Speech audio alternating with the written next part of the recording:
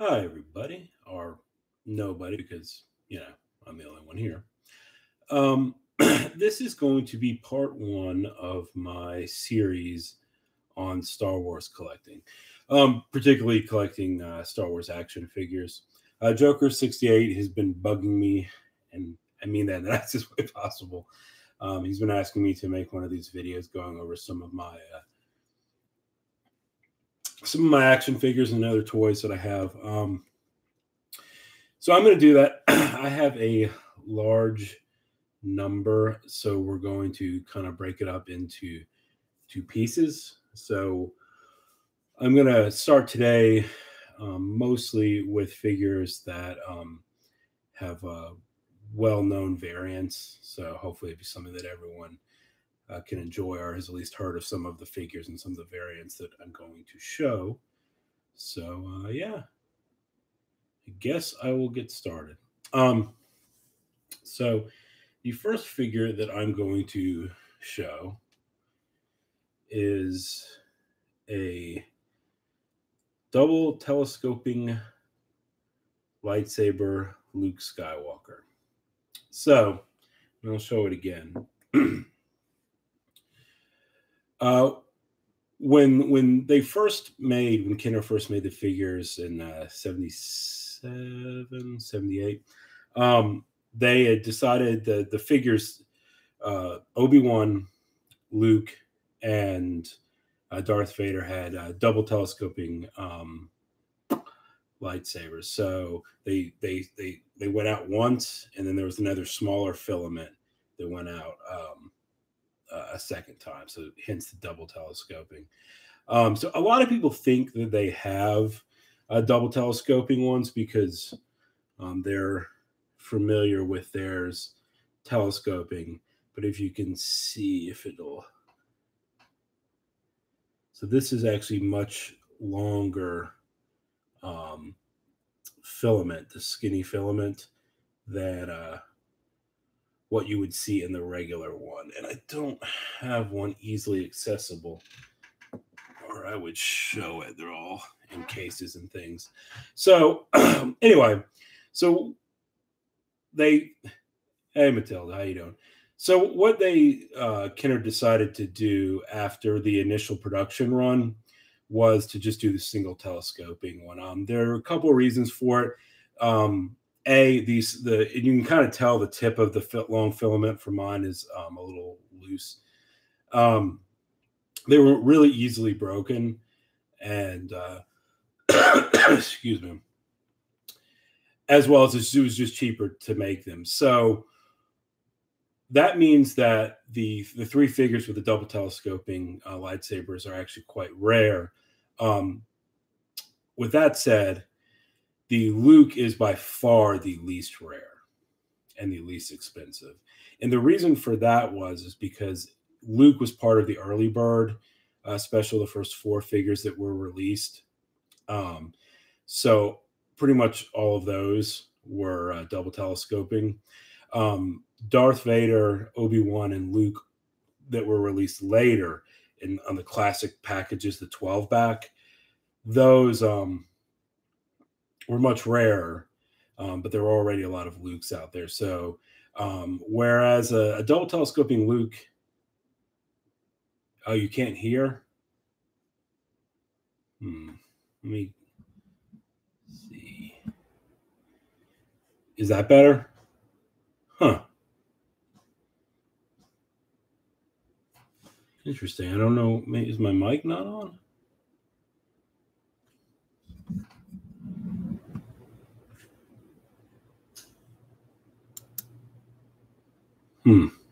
Okay.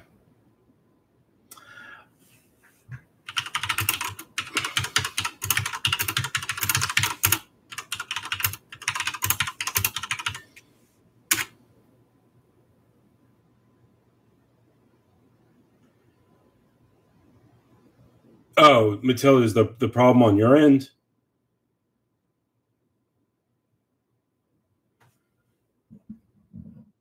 Huh. Oh, you're okay. Perfect. Sorry about that. All right. Good. I was wasting a lot of time. I didn't want to have to say all that again. Anyway, so the double telescoping cargo. So the double telescoping Luke Skywalker. This one's probably worth anywhere between $600 and $1,000. But if you have a double telescoping Darth Vader or Obi-Wan, even loose, those are worth several $1,000s. And if you have them on a card, over upwards of like 10,000. They're just that rare. There's not very many of them. So anyway, unfortunately, I have the least expensive one. All right, so moving on to the next figure. So everyone is familiar with the Tusken Raider, and it's really hard to see, but this is a hollow cheek Tusken Raider. Let me see if I can get it where it'll focus. See, okay. If you look over at his cheeks where the silver is, you'll see kind of an indentation. That's the hollow cheek part. Unlike the Luke Skywalker, where there was a decision to switch how they manufactured these, as far as I know, there wasn't a decision with the Tusken Raider. So there were different production plants all over the world, from Palitoy in the United Kingdom to Lili Ledy in Mexico to Glasslight in Brazil, Toll Toys in Australia, and then there's a bunch more. So some of the molds were a little bit different, and this is just a production variant. Hey, congratulations on passing 100 as cargo. But I wasn't born when these figures came out either. It might look like I was, but I wasn't. So yeah. So this is just a rare production variant. And it's, it's interesting because, such small, minute differences make a huge difference in the price of the figures. And I'm not entirely sure what the Tusken Raider goes for. Now, there's an app on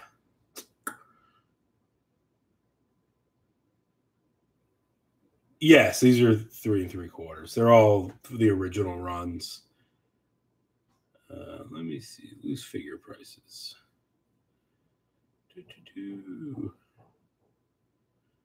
Hollow cheek Tusken Raider. And so yeah, right now the hollow cheek Tusken Raider, if you can see this, there's an app. It's like a stock market. These are all Kenner. I have a lot of the foreign ones too, but I'm not going to go over those today. Anyway, so it looks like it's at $160. So the next one I'm going to show is similar to the hollow cheek Tusken Raider. So this is the red bar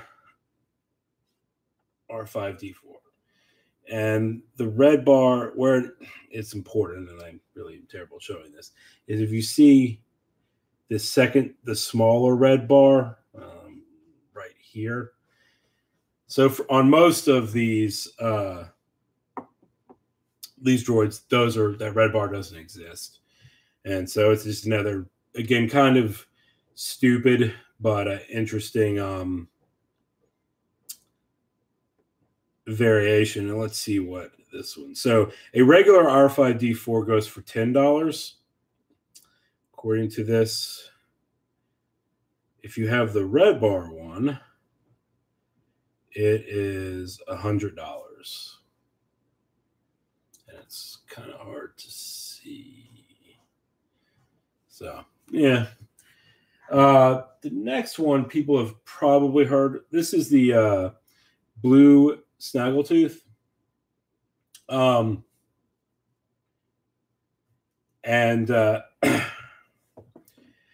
Back when Snaggletooth came out, Kenner was just provided with a black and white photo of what the character was going to look like, and it was only from the waist up. So Kenner was producing a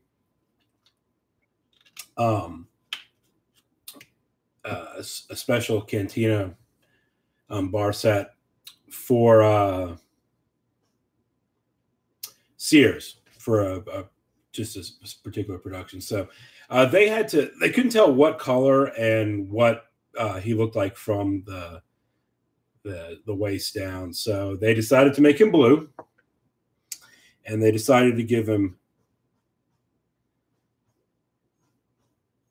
Oh, what I'm showing on my phone, nerd. It's an app. I'll put the information in a minute. It's called Tracker. So, and silver boots. There's also a variation here. I don't know if it's showable, but on the feet there's a little indentation. Anyway, so it turns out in the actual movie, Snaggletooth was red and was very short and had hairy feet. So the next set that came out had the correct Snaggletooth, meaning it's kind of rare, but it's one of the more well-known variants. Now let's see what a good old blue Snaggletooth goes for nowadays.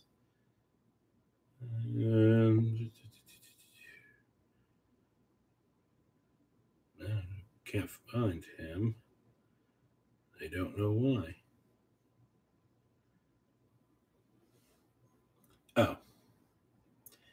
Well, I found the red Snaggletooth. Oh. I guess I don't know why it's doing so. There we go. Sorry about this. Not very professional of me. So the blue Snaggletooth with the dented foot, which is the one I have, is I guess going for $310 currently as a loose figure. You can see all the price points as they go through. All right, two more figures. So the next figure I'm going to show is another one of the famous ones. So this is Yak Face. So the last 17 figures to come out, they're called the last 17. It's not very creative. They were the figures with the coins, although they were the new figures with the coins. There were other figures that came out that were olden. And so most people thought that Yak Face never came out in the United States, only came out in Europe on either a tri-logo card, which I'll go over in another video, or and possibly in Canada with the actual Yak Face coin.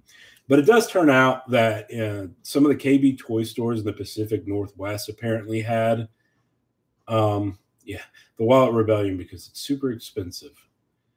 Because these are expensive, that's why. Anyway, so the Yak Face is very limited quantities in the United States. He was the last of the 17 figures, the last figure to essentially be released. And so therefore he is considered to be rare.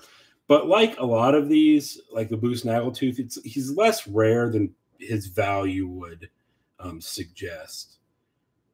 But it's, kind of in the cultural zeitgeist that he's. So here we go.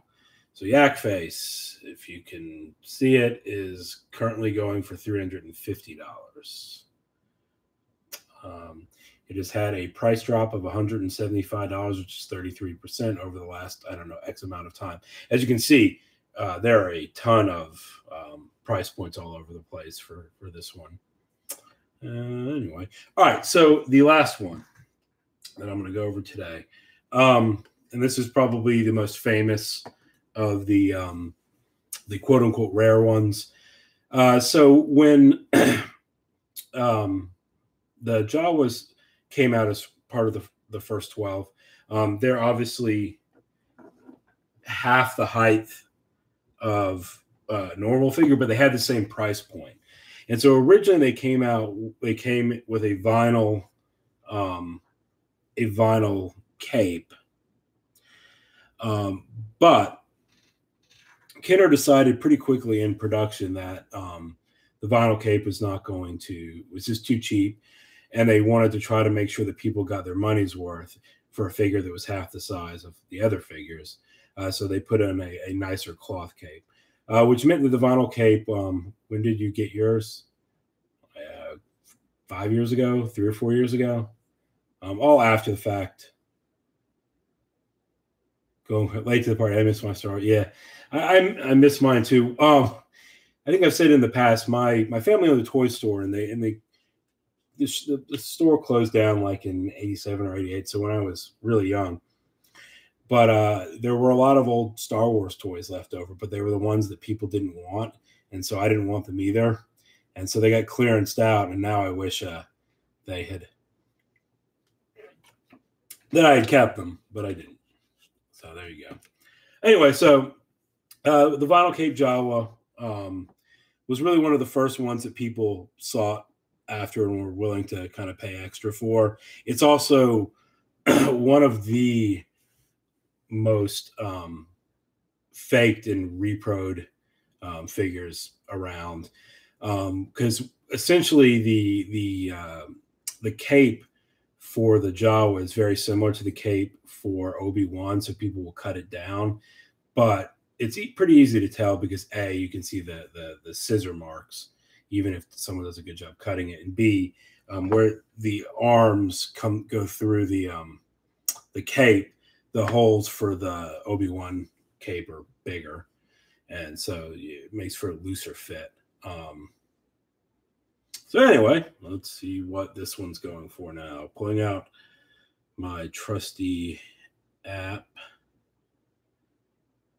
and $1,111.45. There's a 1% decrease over the last whatever. But anyway, you can see there are not a lot of data points for this one. This is from December 2017 to now. There have only been, I guess, 6 ones added in. So, or at least at that scale. Anyway, that is it for the Star Wars figures for today. Hopefully, Joker will get to see this. He hasn't made any videos in the last couple of days, so I don't know if he's feeling all right. Anyway, I'm here for a little while longer, I suppose. If anyone has anything that they want to talk about or complain about, I guess I will get the ball rolling on the complaining. So yeah, Star Wars collecting is it's interesting because unlike comics where they're he's that's what I figured. He was feeling worse than normal. Unlike comics where there's millions of comics, different ones. Especially for the older Star Wars figure, there's a limited number of figures, play sets, and whatnot. And so, like I was saying earlier, these really small variants, like a red bar here, a hollow cheek there, can make a significant difference in the price, even more so than you would normally. Good. I'm glad you got comics yesterday, Matilda. Today's new comic book day.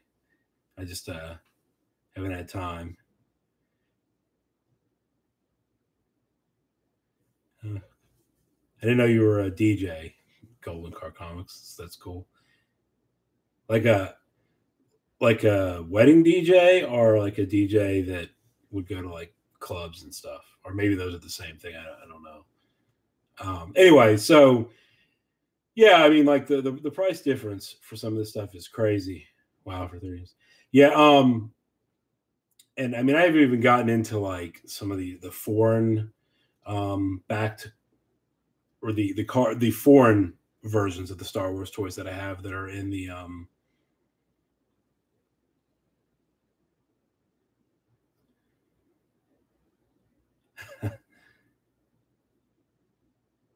yeah, wedding and proms. I always think it's funny when you watch a movie and there's like a prom scene, and it's like everyone is an amazing dancer and all this, and the prom is beautiful. It's like, My prom, the two that I went to, they were in the gym for my high school with like paper mache crap and other things. But that's what happens when you grow up in South Georgia. We're dancing, you know, sort of like footloose. It's not illegal, but you know, pretty close. But anyway, so like I was saying with the Star Wars stuff, like it's interesting because you've you've got such a smaller number of them and such a so any of these variants, and so they're what happens a lot of times because it gets really expensive. Like I mean, some of the stuff $5,000, and I mean $5,000 will buy you a copy of Fantastic Four #1.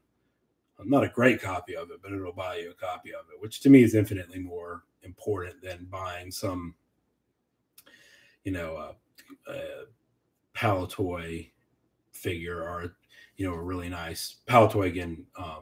The people who licensed Star Wars from Kenner in the UK. But anyway, I mean, I enjoy the Star Wars stuff.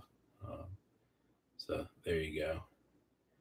But yeah, Iron Monkey Fist, I threw away and got rid of a lot of my stuff. I could get my son his Amazing Fantasy 15 for. Yeah, yeah, you probably could, but it's really weird. Like, and it's interesting because there's for the most part I have all the Star Wars toys that I want, but there are a couple. So I've tried to get a carded exemplar from every country, and I'm yeah, like 5,000, yes. And some of them are really, really, really, really hard to find. Like, for example, Glasslight in Brazil. Those are the people who, well, again, licensed it from Kenner. They're ultra rare, and there might only be like one or two auctions for the entire year that come up with, on eBay, and they're like they go for exorbitant amounts of money that I've never been able to pull the trigger on it. Because like I said, I mean at that price, I'd rather have a key comic. I'd rather have an Amazing Fantasy 15.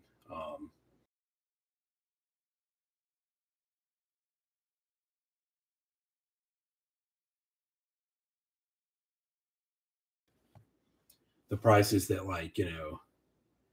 thanks for following me on Instagram, Matilda. I don't ever post very much, but it's you don't get to be that high, but they're just some really expensive ones. That's kind of crazy. So did anybody pick up new comic books today? I haven't gone yet, and I don't know if I'm going to go today. But I really like the Aquaman. I think it's Jabberwocky one, the Josh Middleton cover where he's looking up at the shark, which I guess is Jabberwocky. Jabberjaw. Okay. I don't know what is Jabberwocky then. Something. Anyway, I think that's a cool cover. Otherwise, today I don't think there's a whole lot other than Amazing Spider-Man 800. Hey, Joker. Just talking about you. You'll have to watch the video on the replay. But hope you're feeling all right. Went over a couple of Star Wars figures in a pretty terrible manner. But yeah. Anyway. So yeah, I'm kind of curious to what everyone thinks. What do you think Marvel's been doing this thing where, and I mean, I can sort of understand it for Amazing Spider-Man 800, but where they're coming out with like somewhere between like 5 and 20 covers for a lot of different issues. And I feel like it's ridiculous. All right, cool, Joker. Yeah, I mean, like, Alex, did you ever get the Star Wars?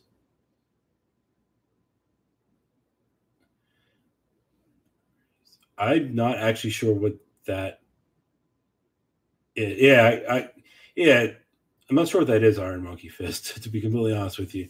Despecialized boy rays of the first 3.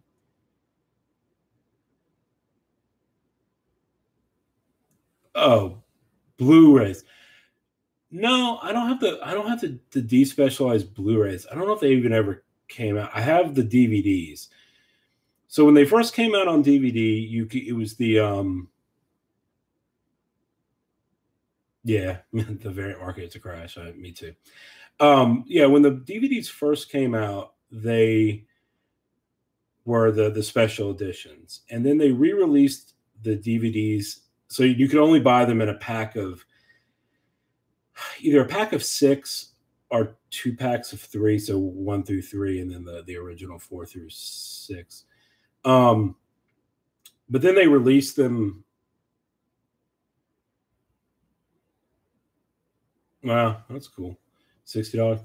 Well, anyway, so then when they released the DVDs again, they released them separately, and a special feature on the bonus discs was the original release of the movies.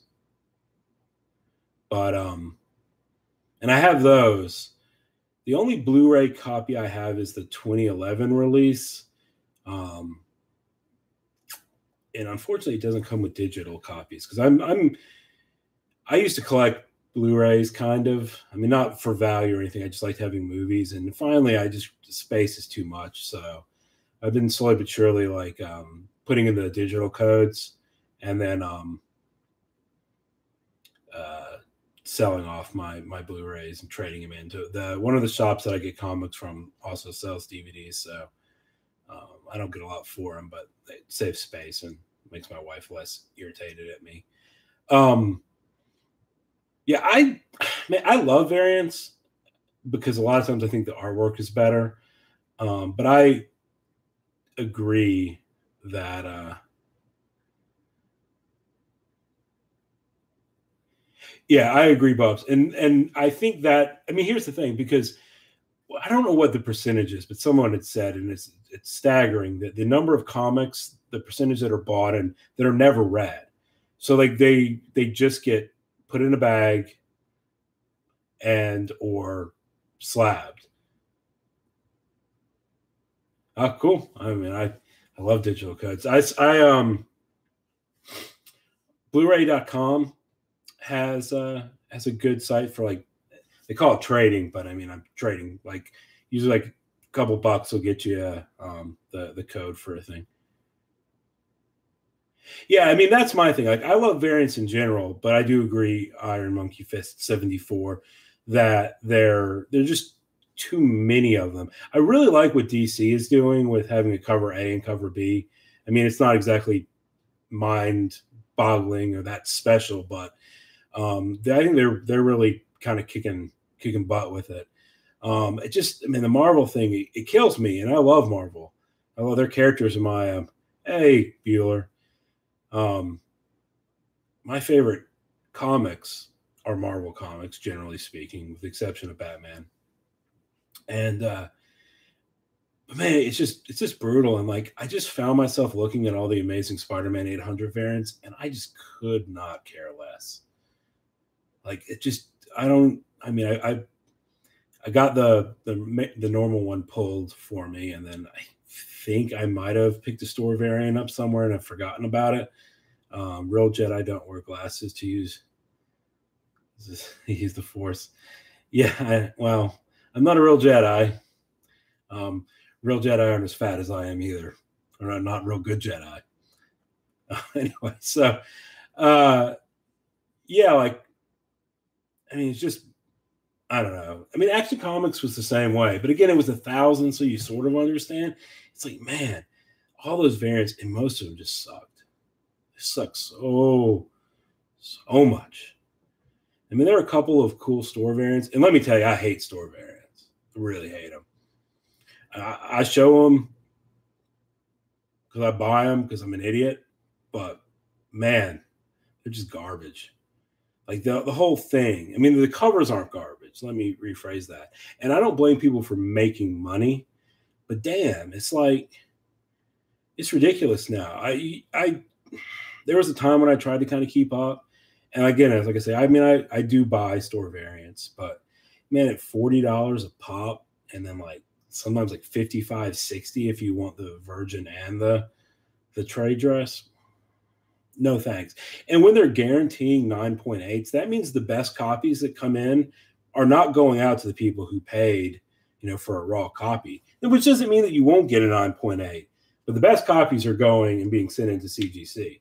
And so then you factor in another $60, you're up over $100, and 1 out of every 20 blows up. I mean, for everyone that was like the Amazing Spider-Man, 797. It's the homage to the first Hobgoblin appearance. It's like 263. So it's like, I mean, that one was cool, but it sold out in like 3 minutes. So I didn't get it because I tried to buy it 4 minutes in. Like I said, people apparently want them. Most of them sell out or come pretty close to it. But I mean, what it even does too is it screws up the ratio incentives, because you have like a 1 in 25 or whatever. Well, these people are getting these like Unknown Comics, Amorphous Inc., Comic Mint, 789, Sad Lemon, Frankie's Comics, and some of these guys are great again, but like they're getting the incentive variant and they're buying like 1,000, 2,000, 3,000 copies, selling them at $20, $30, $40 a pop, and then they're getting the incentive, and then they end up flooding the market. J. Scott Campbell does the same thing too. Like the Amazing Spider-Man 800, he had that like 8 or 10 set of covers, which were really cool, but he was like wanted $208 or something for it. And all of them had like, print runs of 1,500, 2,000, 3,000. The further down you got, the less the print run was, but I don't think it was anything less than 1,000. So I mean, he's buying like 15,000 copies of a comic, and so he's getting all of those variants. So like the Delato 1 in 200 Virgin variant, he got a ton of them, and now he's going to sell them through his other business. I can't remember. It's like 4-Color Beast or something like that. And I mean, again, more power to him. It's Marvel's fault for letting them do it, but it just sucks. It makes the ratio, it alters. I mean, you can't figure out what the print run is. So, I mean, you look at, say the print run's 100,000. I mean, for some of these ones like this, I mean, Spider-Man is more than that. But then you've got another 20,000, 30,000 maybe of some of these comics that are not accounted for, like in the Diamond print run, because they were store variants, but they got the incentive. So it's hard to figure out, what the rarity actually is. But that's just me complaining about stuff because I like to complain about things. Matilda, cool that we have a birthday in the same month. Is that do you and I have the same birthday, or does someone else? And maybe Doomsday. Okay. Anyway, so first appearance of Doomsday Comics in my next video. That's cool. So anyway, that's my rant about stuff, I guess. I love Star Wars, since that's what this was originally about. Like I was kind of saying, unfortunately, there are no digital codes in the Blu-rays, I don't think, for Star Wars. That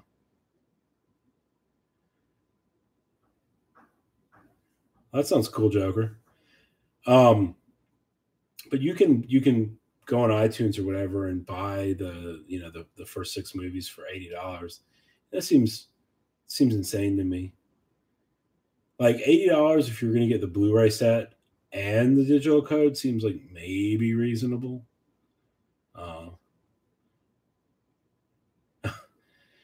But yeah, I mean, I don't know. For digital movies, that sounds insane. I'll just have to wait. Especially because apparently the Star Wars ones, the transfers aren't as good. I have not seen the Solo movie. I don't know if anyone else has. I have hinted at this or talked about it before. I have a 7-year-old, and he doesn't like TV or movies. Since he's been born, we've been to the theater 3 times to see the Minion movie to see Captain Underpants and to see the Ninjago one. I did get the Batgirl 23 Josh Melton cover and then complained about the prices that it was going for. So he, in the middle of both the Ninjago movie and the Minion movie, he's like, I'm done. So we got up and left. He actually made it through most of the Captain Underpants movie. But then wanted to leave with like 15 minutes left, and my wife made him stay. So because of that, I mean, we don't go to the movies very often. And where I live, getting a babysitter is like, it's like essentially think about how much it costs to go to the movies and then add $100 to it. Maybe not 100, maybe like $50 to $75. And it's just not worth it. I'd rather wait and get it somehow, either at like a Target or maybe buy a digital code for it. So the Solo movie was okay. I didn't get the overturn of Jesse Fuzzy feeling. I watched it. Considering how movies, yeah. I mean, it's it's tough, because they're trying to with the movies nowadays. They're trying to like hit every age group essentially and have something for everyone, and sometimes it kind of muddies the. Oh yeah, no, I don't pay $15 for popcorn and a drink. That's what bringing my wife is for with her purse. I mean, not for popcorn. It's not a big purse. And see, I'm funny. Like, and I know people hate this. I actually. So when Phantom Menace came out, I was in college. I was a big Star Wars fan, and I mean, I went and saw it in the theater twice. I liked it. I didn't think it was a good movie, or anything like that. But I enjoyed it more than I think anybody else did. But yeah, they're not. The first three are pretty, or well, the episode 1, 2, and 3 are pretty terrible. So yeah, no, if we bring any food, we sneak it in. I said, I mean, up here, it's like $15 to go to the movie unless you go before noon per ticket. It's ridiculous. I mean, at that point, I can just buy the Blu-ray. Phantom Menace, they should have kept. Yeah. Well, I mean, not to spoil anything for anyone. In Attack of the Clones, isn't the TV show that came after it? I didn't watch it, but I heard he comes back in that somehow. And I mean, I suppose they brought Boba Fett back from the Sarlacc pit. So I mean, it's not impossible to go into a place where you're going to die, or in Darth Maul's case, did die, and somehow being brought back.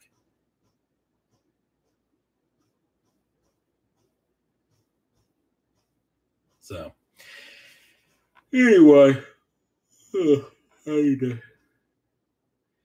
what do you think about a possible live action TV show on Star Wars? I'll tell you what I think, and this is what I've said for a while. So if anybody remembers, there was an Xbox game for the original Xbox called Knights of the Old Republic, and it was made by Bethesda, I think. I don't remember. I'm pretty sure it's made by Bethesda, but whatever. Yeah, that like the Old Republic or some of the books. That's what I want. I mean, the problem now, I think, is they're trying to jam too much into the current timeline. And I mean, and when I say current timeline, I mean anything from, Rogue One on to whatever or hope, I guess Solo is probably before Rogue One. But before all of that, I guess a lot of it's before Rogue One. I don't know what I'm talking about. But anyway, like I would like to see them go back like 1,000 years, or however many thousands of years they went back for Knights of the Old Republic. I think that's one of the great things. I mean, it was an innovative system, like an innovative like gameplay system, the way it worked. But I mean, a lot of it was getting to, to play as Jedi and not have to worry about like being weighed down by all of the the current, all of the Skywalker and all that stuff, just the current storylines, which is actually one of the reasons why I know a lot of people who hear Boba Fett TV show isn't too far off. I mean, again, I don't know what to think about that because, I mean, you got a little bit of him in the prequels and it kind of sucked.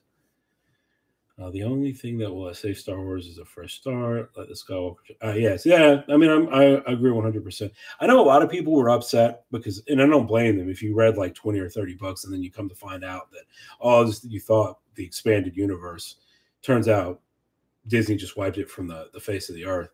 Like, I don't blame those people for being upset, but I thought it was going to be both of them. Yeah, I don't know. TV show or movie, I'm not sure. But at the same time, I think that was good. I mean, they needed again. I mean, when you're compressing a storyline into, I don't know, a couple of decades, and it's so much material: comic books, movies, video games, TV shows, and everything. It just weighs everything down way too much. I mean, that's what I loved about. I understand why people don't like the Ultimate Universe, which doesn't really exist anymore for Marvel, but I like the fact that it kind of reset everything, even though in a way they were retelling the same stories again. I mean, yeah, when you have so hundreds upon hundreds upon hundreds upon hundreds of issues of Spider-Man comic books or whatever else, it's difficult to tell stories. So Boba Fett and the Christmas special.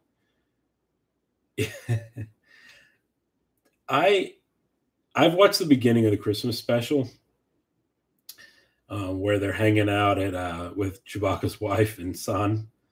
That's as far as I got. And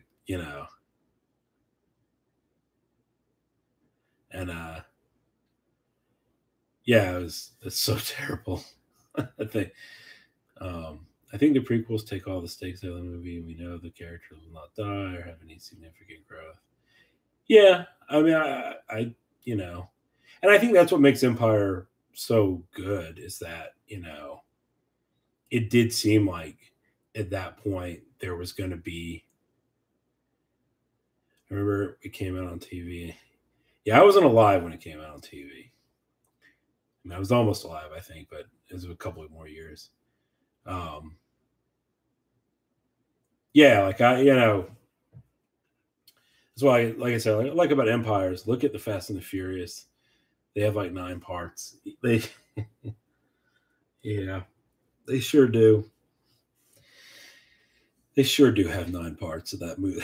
You would think when the one of the 2 leads dies that they would end it, but nope. No, not at all.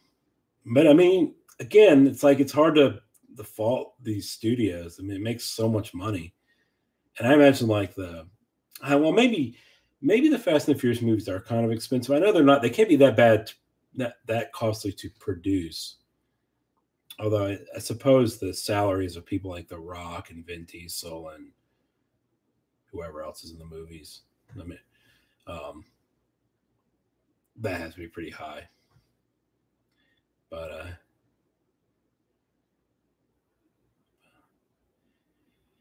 yeah, no, I think that I agree that it would be cool to have that's one of the interesting things. I don't know. Have any of y'all read the Tag and Bink series? There were 2 miniseries by Dark Horse. Actually, Darth Plagueis, however you want to pronounce that, his first appearance is in the second miniseries, the second issue. But anyway, my point being is it kind of shows, these guys just happen to be, it's a comedy, and these guys just happen to kind of be around all this stuff that's happening. And it's interesting, and I think that would be a kind of a cool way to do it. So did anybody? The TV show Lost. I'm assuming people are at least familiar with it. Did anyone watch it? The series? came out like, I don't know, 10 years ago.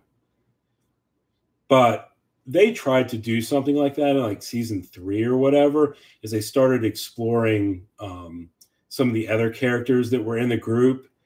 And it was really interesting. Like in one of the episodes, they were going back and kind of showing what these characters were doing when all these major plot points were happening in like the first 2 or 3 seasons. I don't remember exactly when it happened. But yeah, I think that would be cool in Star Wars. They could either do, if they're going to continue to rehash the same stories over and over again in the same timeline, then I think that would be an interesting way to do it. But like I said, I'd much rather them go back 1,000 years or go forward 1,000 years and see, kind of come up and see what kind of future is out there. Hey, Dave, how you doing? But I don't know. Star Wars is at an interesting place. I mean, I think a lot of the properties that are popular now are just at an interesting spot. It's like, I mean, again, you're looking at Spider-Man with the number of issues is 800 issues plus all of the web of Spider-Man, the Spider-Man show. There's TV shows, there's movies. I mean, they've rebooted Spider-Man the movie in the last 10 or like 18 years. They've rebooted it 3 times. I mean, how many times can we watch essentially the same story? And in the Marvel universe is running out of villains. Like they have, I mean, again, in my opinion, they're running out of villains, good ones. I mean, there's plenty of villains, but it's like, unless they want to reuse some of them, like, I mean, they've already gone through a lot. I mean, there's already been Green Goblin, there's already been Doc Ock. No more Spider-Man movies for the next 20 years, please. And it's a 4-wheel cartoon. Cool. Yeah, I mean, like the Spider-Man movies, there's a million. They've used up a lot of them. I mean, what do we have? Carnage hasn't been around yet. Mysterio, which, I mean, I love Mysterio. It's one of my favorites. But, I mean, what are we going to get? Molten Man? Is that going to be the next villain? And like a lot of times they're throwing away these villains, like Shocker. I mean, he was in the last movie, The Homecoming. Yeah, and she's Evangeline. Isn't she in the Ant-Man movies? Isn't she Wasp? We need to get back. Yeah, I mean, yeah, when the movie's crap and has Nicolas Cage as as Ghost Rider, then I think we can all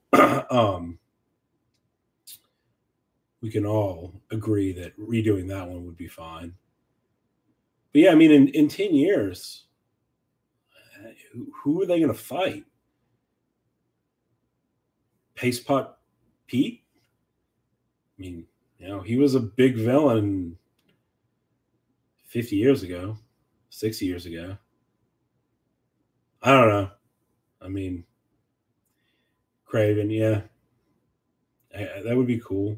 I love in that spoiler, I guess, but in the Ultimate Universe, or at least in the first couple of issues, Ultimate Spider-Man fights Craven, and he kicks his ass. He doesn't have any powers or anything. He's just this guy. He's like the Crocodile Dundee or something, but pretty nuts. The worst was when they did Rhino and Spider-Man.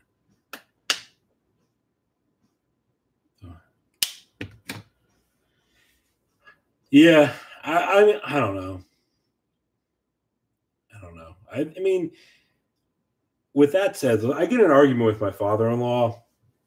Like, he is steadfastly believes that everything was better in the 60s. The TV was better, everything. And I argue with him because I agree to the point that stuff was more innovative back then, because it could be. There was more space to innovate. You're starting from essentially from zero. And, things like the Twilight Zone are unmatched. But like a good show back then, what was a good show compared to what's a good show now, like The Wire, I just, I don't know. And that's coming from someone who loves old, TV shows and old movies and things like that. I think it's harder to differentiate yourself now from everything else that's out there because it's in some way it's all kind of good. It's all well done. That's why I essentially stopped watching TV. I couldn't keep up. I mean, other than like Game of Thrones and a couple of other things that I've just invested like a decade in, like Supernatural, which is terrible. Let me tell you. But at this point, I'm gonna watch it out till either I die or the show ends, and I don't know which is going to come first. It could be either. Um, the stories were great then, but the quality of the sets, yeah, and I agree. I think that's part of it, but the stories were simpler back then. Um, and like you said, there were those ideas were new, so the stories were fresh, and so now it's like when you're trying to train or for something or practice, you know, the first steps, metaphorically speaking, are a lot easier, to go from terrible to like decent. It's not really that hard. But then the further you get, when you're building on just small amounts, it's much harder. And so I think that's what's faced today. It's like, back then, there were so many, looking forward to meeting Mark Shepard in a few weeks. Who is Mark Shepard? I feel like I should know. Because we were talking about Lost, I was thinking Jack Shepard, who's the main character. I should probably know who Mark Shepard is, but I don't. Right. And I think that's also part of the problem now is it is laziness. Like, why, I mean, that was the thing about all these, the TV shows. Like, I mean, Roseanne came back and I guess was canceled yesterday. We get into the politics of that, but one of the interesting things I was reading was that the initial reaction was from like fans or whatever is, well, what other old show can we take and put in its place? And it's like, well, why does it have to be an old show? Could, I'm sure there's something out there that's decent, maybe. I don't know. But we live in a world where, if you're going to pay $100 million or whatever to do something to make a movie, kind of got to guarantee that you're going to make that money back, or you don't get a second chance. You don't get to experiment, and that's one of the things I think that's really interesting about the movie line from the Marvel is Hollywood is too afraid. Yeah, but at least with Marvel, they are taking some chances, and some of the directors that they're putting on these movies, either they have like indies to their credit, and that's it, nothing major, and so that's one of the reasons I think that those movies have done so well and have been so innovative. Is it's not the same thing, and it's interesting with the Star Wars that J.J. Abrams obviously he's a big name. But I mean, Ron Howard was brought in and he redid the entire movie, essentially from the people who were doing it before. I don't remember their names, but they were the ones that were responsible for the Lego movie, which is really awesome. But I guess the tone wasn't correct. They were too jokey. And so they brought Ron Howard in. I love Ron Howard. I mean, he's got some great, Beautiful Mind is a great movie. I'm an economist. I, enjoy movies about economics. Prisoner's Dilemma and other kinds of different theories. But like, I don't know. I wonder if that's what made the movie supposedly not as good as the other ones. Or at least not as popular. I don't know. Anyway, I have spent almost 55 minutes. So I will let everyone go.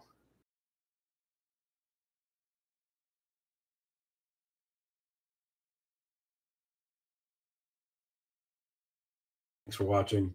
Thanks for spending part of your day with me. Have a good one. All right. Goodbye.